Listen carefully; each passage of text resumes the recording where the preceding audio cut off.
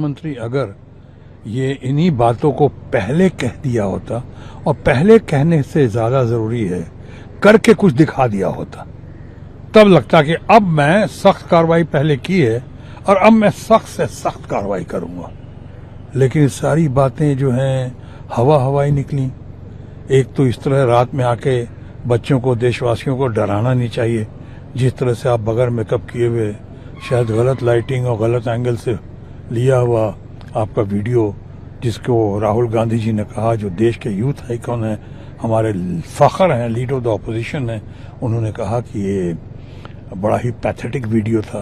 खैर उस पर मैं ज़्यादा नहीं बोलूँगा, लेकिन मैं ये कहूँगा, अगर आई थे, आपने देश के नाम संदेश देने की कोशिश ही की, तो जो आप खुद कहते हैं अक्सर माननीय प्रधानमंत्री जी, वो इसमें शामिल होना चाहिए था। तथ्य और सत्य। तथ्य नहीं था इसमें, सत्य नहीं था इसमें।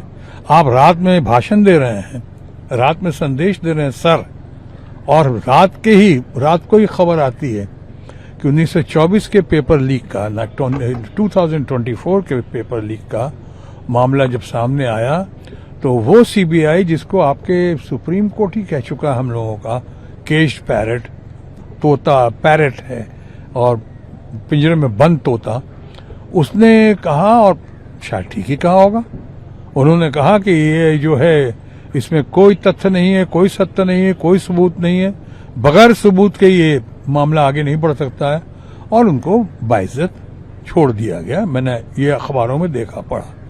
तो पुराने केसेस को तो भी आप निपटा नहीं सके। पुराने केसेस के बारे में अपना कहा, आप कहें कि 2024 या इतने सारे पेपर लीक हुए पिछले 10-12 साल में, बगैर लीडर द ऑपोजिशन के करीब 100 से ज्यादा, 152-150 से ज्यादा पेपर लीक हो चुके हैं। इसमें नीट के भी बहुत सारे पेपर हैं। 24 में ही पेपर लीक हुआ था। उसके बाद उसकी रिपोर्ट कहाँ गई? उस पर क्या एक्शन लिया?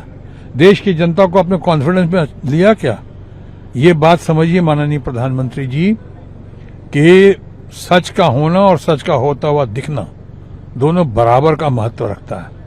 आज हमारे देश के बच्चे, अपने परिवार के बच्चे, अपने घर के, समाज के बच्चे इतने दिनों से भूखे प्यासे, टूटे हुए, बुझे हुए, इस तरह से किसके धूप हो, सर्दी हो, रात में बगैर शेल्टर के, बगैर कई बार अजीब सी हालत में वो इतने दिनों से पड़े हुए हैं, उनके बारे में जरा भी चिंता नहीं की आपने।